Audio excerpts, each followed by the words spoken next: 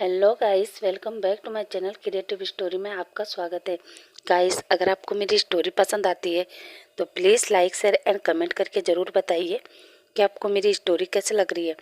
और जो भी मेरे चैनल पर नए आ रहे हैं प्लीज़ मेरे चैनल को सब्सक्राइब करें। Thank you. अब हम अपनी कहानी पर आगे बढ़ते हैं। अभी तक हमने देखा कि न्यू हुसैन सोचता है मैं सुयान के साथ वो सब कैसे कर सकता हूँ। अब मैं विंग को और समाज को क्या मुंह दिखाऊंगा कि मैंने अपने से छोटे लड़के के साथ में वो सब नहीं, ये नहीं हो सकता।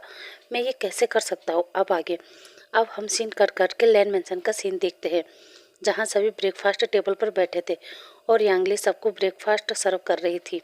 तभी शुयान वापस आता है और वो मिसेस लेन को हक करते हुए कहता है, मॉम मैं आज बहुत खुश हूँ, बहुत बहुत बहुत बहुत खुश हूँ। मिसेस लेन कहती है, क्या हुआ और आज मेरा बेटा किस बात पर खुश है। शुयान कहता है, मॉम मॉम मैं बहुत हैप्पी हूँ। तभी लेंजेन कहता है, शुयान मॉम वही पूछ रही है कि तुम किस बात से हैप्पी हो। तभी शुयान कहता है, गगा वो तो मैं आपको नहीं बता सकता हूँ कि मैं क्यों हैप्पी हूँ, पर हाँ मैं आज बहुत हैप्पी हूँ। और वो गुनगुनाते हुए अपने कमरे में चला जाता है। इधर सभी लोग शौक और सिचन कहता है, वो बच्चा है, हो गया होगा किसी बात से हैप्पी। और वो लोग अपना ब्रेकफास्ट करते हैं। अब सीचेन और वांगजी दोनों ऑफिस चले जाते हैं। कुरेन भी घर से बाहर चला जाता है और इधर घर में यांगली और मिसिस लेन थी और वो दोनों पहले तो बैठे थे और बात कर रहे थे।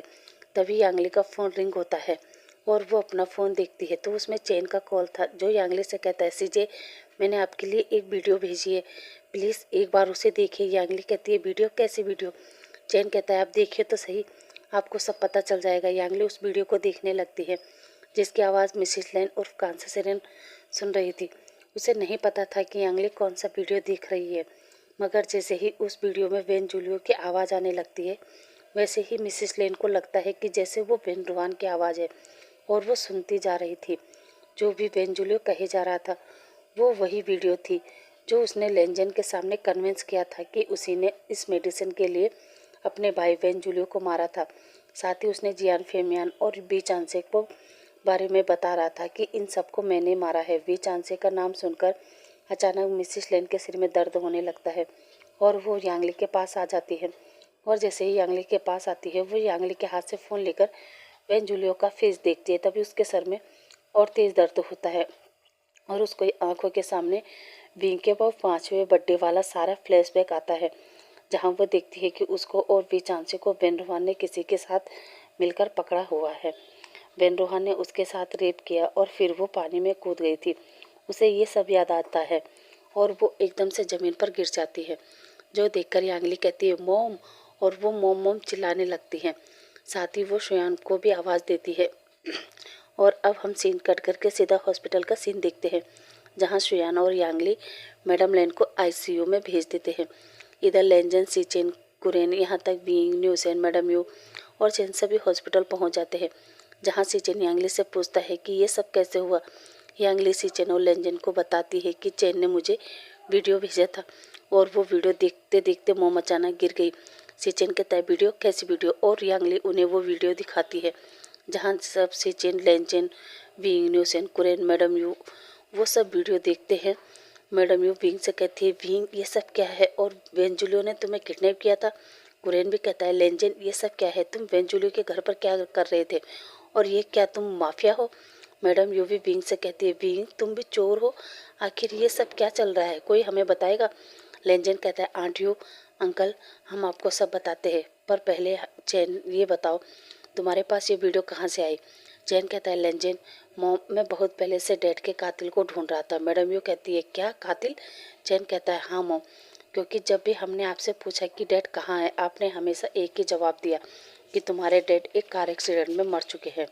मगर आप जब भी हमें ये बात बताती थी मैंने कभी भी आपके फेस पर डैड के लिए कभी भी कोई फीलिंग महसूस नहीं की। उल्टा जब भी आप डैड के बारे में कभी बात करते थे तो मैंने हमेशा आपके फेस पर एक अजीब सी नफरत महसूस की थी। और फिर मुझे शक हुआ कि ज़रूर डैड का कोई राज है। इसलिए जब मैं 17 साल का था तब से मैं डैड के बारे में पता कर रहा था। मैंने पिछले 15 साल के सारे एक्सीडेंट केस के बारे में पता किया जहां डैड का बिल्कुल भी नाम न था। और फिर धीरे धीरे मुझे डैड के बारे में जानने की क्यूरियोसिटी हुई और मैं जानना चाहता था कि मेरे डैड कौन है, क्या है, कहाँ है, और मैं डैड के बारे में जानने लगा। और इसी बीच मुझे विंग के बारे में भी पता चला कि विंग एक कंपनी के सीईओ होने के साथ साथ एक प्रोफेशनल चोर भी है और उसकी एक टीम भी है। और फिर मैंने और जानकारी निकाली और मुझे पता चला कि न्यूसेन भी विंग के टीम का मेंबर है। और मैं भी जानना चाहता था कि न्यूसेन, और मैं ये भी जानता था कि न्यूसेन मुझे कुछ भी नहीं बताएगा। और फिर मैंने लिली से दोस्ती की और वो कुछ ही टाइम में मेरी बहुत अच्छी फ्रेंड बन गई। और फिर उसी ने मुझे इस चीज़ के बारे में बताया कि मेरे डैड लंदन के टॉप माफिया थे और उस बेन रोहान ने मेरे डैड को मारा, और साथ ही विंग के मॉम डैड को भी, और अपने भाई वेंजुलियो को भी। और वो अपना नाम चेंज करके यहाँ चाइना में अपने भाई की आइडेंटिटी लेकर जी रहा है। और बस यही बात मैं सीजे को बताना चाहता था कि हमारा डैड अच्छा पर्सन नहीं थे, बल्कि वो एक माफिया थे। और मैंने वो वीडियो सीजे को भेज दी, पर मुझे नहीं पता था कि सीजे आंटी के सामने ही वो वीडियो देखेंगी। मैडम यू की आंखों में आंसू थे। तभी चैन कहता है, मॉम मैं जानता हूँ कि मेरी इस हरकत से आपको दुख पहुँचा है, मगर फिर भी मॉम मुझे आप पर गर्व है कि मैं आपका बेटा हूँ। यांग ली भी अपनी मॉम के पास जाती है और कहती है, हाँ मॉम, हमें आप पर प्राउड है कि आपने बिना उस पर्सन का सहारा लिए हमें पाला, हमें कामयाब बनाया। और वो मैडम यू को हक कर लेते हैं। तभी मैडम यू विंग की तरफ देखती है और विंग के पास आकर कहती है, विंग तुम्हें याद है मैंने उस दिन तुम्हें जियान फेमियान के बारे में बताया था? विंग हाँ में सिर हिलाकर कहता है, हाँ मॉम। मैडम यू कहती है, मैंने कहा था ना तुम्हें सच्चाई खुद ब खुद पता चल जाएगी, और ये भी कि क्यों तुमसे ज़्यादा प्यार करती हो। विंग कहता है, हाँ मॉम मैं समझ गया। आपको पता था मेरी फैमिली को बर्बाद करने के पीछे जियान फेमियान का भी हाथ है, इसलिए आपने मुझे पाला क्योंकि आप उनके किए हुए गुनाह को कम करना चाहते थे, है ना मॉम? मैडम यू हाँ में सिर हिलाती है और कहती है, हाँ वी, मैंने इसीलिए तुम्हारी परवरिश की क्योंकि कहीं ना कहीं चैन की डेथ की वजह से तुमने अपनी फैमिली को खो दिया था, और मैं तुम्हारी परवरिश करके तुम्हें तुम्हारे मॉम डैड को नहीं लौटा सकती थी। मगर मैंने सोचा तुम्हारी परवरिश करने से कम मैं अपने हस्बैंड के किए हुए गुनाह को कम कर सकूं। और पिंक भी मैडम यू को हक कर लेता है और कुरेन कहता है, लेंजन अब तुम बताओ ये माफिया बनने का क्या ज़रूरत थी? लेंजन कहता है, अंकल ये बहुत बड़ी कहानी है और मुझे नहीं लगता कि अभी मॉम की हेल्थ से ज़्यादा ज़रूरी ये जानना ज़रूरी है कि मैं माफिया कब बना, कैसे बना, कहाँ बना। फिलहाल हम अभी मॉम की हेल्थ पर ध्यान देते हैं। कुरेन कहता है, लेंजन। लेंजन कहता है, अंकल। जैसे ही लेंजन अंकल कहता है तभी डॉक्टर बाहर आता है और कुरेन से कहता है, मिस्टर लेन आपकी भाभी को होश आ गया है। मगर तभी कुरेन कहता है, मगर क्या डॉक्टर? डॉक्टर कहता है, जैसे ही मैंने उन्हें मिसिस लेन कहा वो शौक हो गई और कहने लगी, कौन मिसिस लेन? मेरा नाम कांसा सेरेन है। कुरेन कहता है, डॉक्टर कहता है, क्या आप जानते हैं? तभी कुरेन कहता है, डॉक्टर क्या हम मिल सकते हैं? तभी श्रेयान अंदर जाने लगता है। कुरेन कहता है, श्रेयान। श्रेयान रुक जाता है, डॉक्टर वहाँ से चले जाते हैं। कुरेन श्रेयान के पास आता है और श्रेयान से कहता है, श्रेयान तुम अंदर नहीं जाओगे। श्रेयान कहता है, क्या अंकल ये आप क्या कह रहे हैं? कुरेन कहता है, हाँ श्रेयान मैं ठीक कह रहा हूँ बेटा, तुम तो जानते हो वो तुम्हारी मॉम नहीं है बल्कि विंग की मॉम है, इसलिए अब विंग को अंदर जाने दो क्योंकि वो इतने सालों से अपनी याददाश्त खो चुकी थी, तो उसे याद नहीं होगा कि विंग की मॉम ने ही तुम्हें पाला है, और अब उसकी मॉम को याद आ गया है तो शायद वो तुम्हें भूल चुकी होगी। सुयान कहता है, अंकल ये आप क्या कह रहे हैं? ऐसा नहीं हो सकता, वो हमारी मॉम है, वो हमें कैसे भूल सकती है? कुरेन कहता है, सुयान संभालो अपने आप को। और कुरेन बींग से कहता है, बींग तुम अंदर जाओ। बींग हाँ में सिर हिलाता है और अंदर जाता है जहाँ कांसा सेरेन ने अपनी आंखें बंद कर रखी थी। बींग अपनी मॉम को आवाज़ देता है, मॉम। जैसे ही कांसा सेरेन के कानों में बींग की आवाज़ जाती है, अपने कांसा सेरेन अपनी आंखें खोलती है और विंग की तरफ देखती है। विंग के फेस में कांसा सेरेन को अपने 5 साल का बेबी दिखाई देता है और वो विंग कहती है। विंग भी अपनी मॉम के मुंह से अपना नाम सुनता है तो वो भी अपने आप को नहीं रोक पाता और एकदम से अपनी मॉम को हक कर लेता है और दोनों ही बहुत इमोशनल होते हैं। जहाँ कांसा सेरेन विंग से माफ़ी मांगती है और कहती है, मुझे माफ़ कर दो बेटा, मेरे साथ गलत हुआ था जिस वजह से मैंने आत्महत्या कर ली, मगर एक बार भी अपने बच्चे के बारे में नहीं सोचा कि हमारे बगैर उसका क्या होगा। जो सुनकर विंग कहता है, मॉम आप चिंता मत कीजिए, हमने उससे आपके साथ हुए हर गलत सलूक का बदला ले लिया है। कांसा सेरेन कहती है, क्या तुमने बेन रोहान को मार दिया? विंग कहता है, हाँ मॉम हमने बेन रोहान को मार दिया है। कांसा सेरेन कहती है हमने मतलब। विंग अपनी मॉम को बताता है मॉम आपको याद है आपके मेरे अलावा 3 बेटे और हैं। कांसा सेरेन कहती है क्या। विंग फिर अपनी मॉम को सीचेन, लेंजेन और शुयान के बारे में बता देता है। यहाँ तक कि मॉम अगर आप आज जिंदा है तो लेन फैमिली की वजह से। जहाँ बाहर से शुयान कांसा सेरेन को देख रहा था। शुयान को ऐसे देखकर कांसा सेरेन शुयान से कहती है शुयान तुम वहाँ क्या कर रहे हो, इधर आओ। शुयान भी दौड़कर कांसा सेरेन के पास आकर कांसा सेरेन को हक करके रोने लगता है और रोते हुए कहता है मॉम आपने तो हमें डरा ही दिया था। मैंने बचपन में ही अपने मॉम डैड को खो दिया था और अगर आज हम आपको भी खो देते तो शायद हम जी भी नहीं पाते। कांसा सेरेन कहती है वाह शुयान मुझे नहीं पता था कि मेरा बेटा इतनी बड़ी बड़ी बातें कर सकता है। और वो शुयान और विंग दोनों को हक करती है, साथ ही लेनजेन और सिचेन को भी। मैडम यू कांसा सेरेन के सामने हाथ जोड़ती है और कांसा से माफ़ी मांगती है। कांसा भी मैडम यू को माफ़ कर देती है क्योंकि चाहे जियान फिमियान ने जो भी किया था मगर आज विंग सही सलामत है तो मैडम यू की वजह से है। अब 2 दिन बाद कांसा सेरेन को डिस्चार्ज मिल जाता है, जहाँ शुयान और विंग दोनों की फैमिली आई थी कांसा को अपने अपने साथ ले जाने के लिए। जहाँ विंग कुरेन और मैडम यू से कहता है अंकल मॉम मैं चाहता हूँ कि मॉम और मैं हॉस्पिटल से सीधा अपने घर जाए जहाँ हम पहले रहते थे, जहाँ डैड की यादें हैं, मेरा बचपन है और माँ ने उस घर को अपने हाथों से सजाया था। मैं माँ के साथ कुछ दिन वहाँ रहना चाहता हूँ प्लीज़। कुरेन और मैडम यू मान जाते हैं। जहाँ तभी लेंजन कहता है पर विंग मैं तुम्हारे और मॉम के साथ चलूँगा। विंग कहता है क्यों और तुम्हारा बिजनेस। लेंजन कहता है मेरा बिजनेस कुछ दिन शुयान संभालेगा और मैं तुम्हें और मॉम को अकेले नहीं जाने दूंगा क्योंकि तुम भी प्रेग्नेंट हो और मॉम की भी तबीयत पूरी तरह ठीक नहीं है, इसलिए कोई तो होना चाहिए ना तुम दोनों की देखभाल करने के लिए। क्यों मॉम। कांसा सेरेन मुस्कुराते हुए कहती है हाँ विंग तुम प्रेग्नेंट हो और इस हालत में तुम मेरा ध्यान कैसे रखोगे। इसलिए अब विंग अपना बिजनेस चैन और न्यूसेन को दे देता है संभालने के लिए और वो तीनों हॉस्पिटल से सीधा वापस विंग के विंग सीधा विंग वापस अपने माँ के साथ अपने घर आ जाता है, जहाँ विंग के मॉम डैड रहा करते थे। इधर लेंजेन विंग और कांसा सेरेन का बहुत अच्छे तरीके से ख्याल रखता है, साथ ही विंग और कांसा सेरेन फिर से अपने घर में काफ़ी खुश थे। देखते ही देखते विंग लेंजेन और कांसा सेरेन को 1 महीना हो चुका था। अब 1 महीने बाद न्यूसेन विंग के पास आता है, जहाँ वो विंग को बताता है कि विंग तुम्हारे आने के बाद मुझे पता चला कि अंकल कुरेन ने वो मेडिसिन बॉक्स को खोलने की कोशिश की थी। विंग कहता है क्या। न्यूसेन तुम्हें किसने बताया। न्यूसेन कहता है शुयान ने। विंग कहता है क्या शुयान ने। न्यूसेन कहता है हाँ शुयान ने बताया कि अंकल कुरेन उस बॉक्स को खोलने की कोशिश कर रहे थे। विंग कहता है न्यूसेन ये बात तुमने किसी और को तो नहीं बताई ना। न्यूसेन कहता है नहीं विंग। विंग कहता है न्यूसेन एक काम करो। न्यूसेन कहता है क्या विंग। विंग न्यूसेन को बताता है कि यहाँ से 25-30 किलोमीटर दूर चोंगचिंग सिटी है, वहाँ लेंजेन का एक फार्म हाउस है। लेंजेन ने मुझे बताया था कि वहाँ घर के पीछे अंकल का रूम है। मैं चाहता हूँ तुम शुयान के साथ वहाँ घूमने जाओ। और न्यूसेन कहता है मैं समझ गया, मैं वहाँ जाकर अंकल के रूम की तलाशी लूँ क्योंकि जो मैं सोच रहा हूँ कहीं तुम भी वही तो नहीं सोच रहे ना विंग।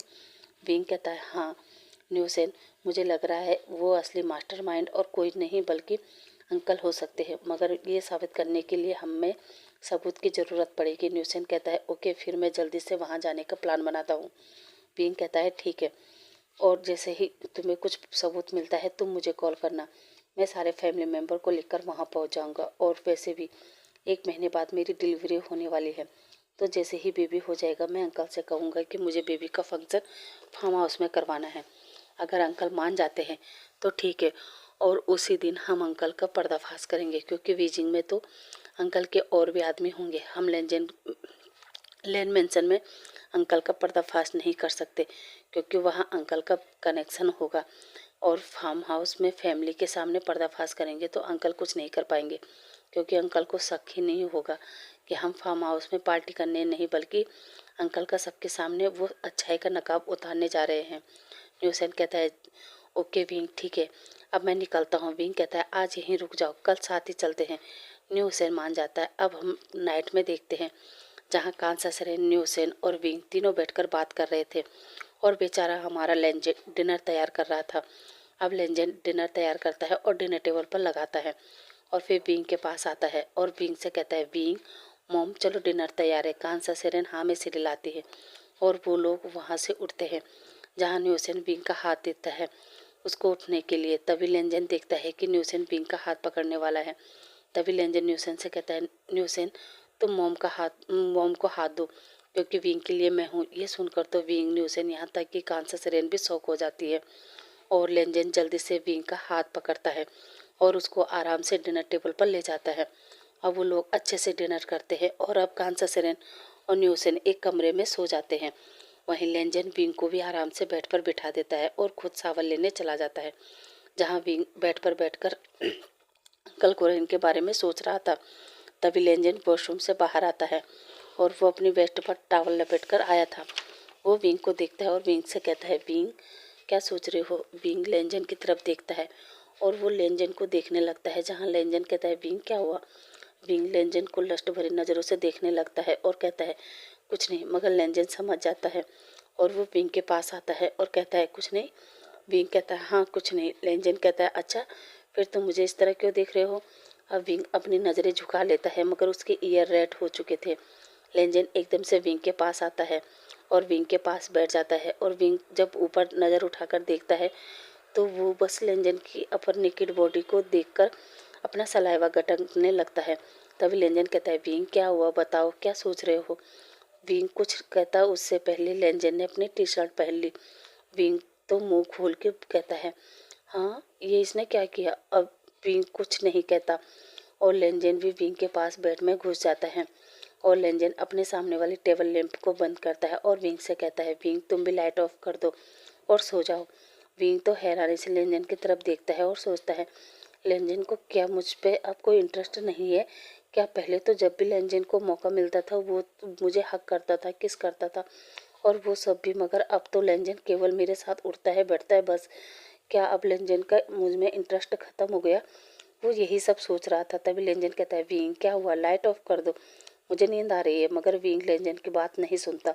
यह देखकर लेंजन बैठ जाता है और विंग से कहता है, विंग क्या हुआ, मैं कब से तुम्हें कह रहा हूँ कि लाइट ऑफ कर दो, मगर तुम हो कि तुम पता नहीं कहाँ खोए हो। विंग क्या हुआ बताओ।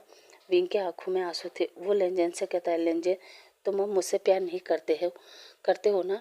लेंजन कहता है, विंग ये तुम कैसी बात कर रहे हो। विंग कहता है, और कैसी बात करूँ लेंजन, जब से हम यहाँ पर आए हैं तब से तुम मेरी और मोम का ध्यान रखने के अलावा कुछ भी नहीं करते हैं। लेंजन कहता है, मतलब।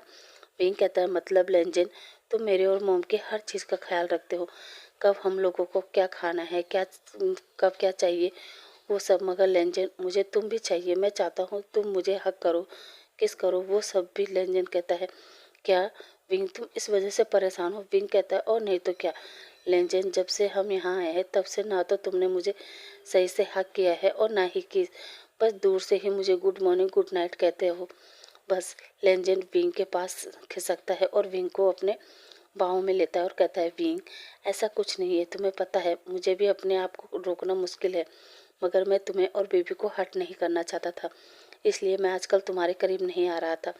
विंग कहता है, क्या, पर लेंजन तुम मुझे और बेबी को हर्ट क्यों करोगे।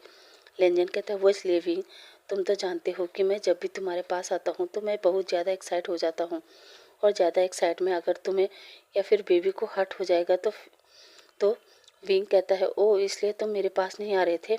लेंजन हाँ में सिर हिलाता है और कहता है, हाँ विंग। विंग लेंजन के मुंह से जब ये सुनता है तो वो लेंजन से कहता है, पर लेंजन मैं चाहता हूँ कि तुम मेरे पास आओ, मुझे किस करो। लेंजन कहता है, क्या। विंग अपना पाउटी फेस बनाता है और हाँ में इशारा करता है। लेंजन कहता है, विंग क्या सच में तुम चाहते हो मैं तुम्हारे करीब आऊँ। विंग फिर से हाँ में इशारा करता है और लेंजन धीरे धीरे विंग के लिप्स की तरफ बढ़ने लगता है और विंग के लिप्स पर अपना लिप्स रख देता है और विंग को किस करने लगता है। अब कुछ देर तो विंग लेंजन के लिप्स को फील करता है और फिर विंग भी लेंजन को रिस्पॉन्स करने लगता है। अब दोनों ही एक दूसरे को पैशनेट और हॉट किस करने लगते हैं। अब विंग को ब्रीथ लेने में परेशानी हो रही थी तो वांग जी विंग के लिप्स को छोड़ देता है, जहां विंग हेवी ब्रीथ ले रहा था, मगर लेंजन अब विंग के नेक के अराउंड उसे लिक कर रहा था, शक कर रहा था और विंग के नेक पर छोटे छोटे ही किस बना रहा था। इधर विंग पूरी तरह एरोस्ट हो चुका था। वो लेंजन के बालों में अपने फिंगर फिरा रहा था और लेंजन को अपने नेक पर प्रेस कर रहा था। अब धीरे धीरे लेंजन विंग के अपर बॉडी को निकेट करने लगता है और देखता है कि विंग की चेस्ट थोड़ी सी उभर गई है।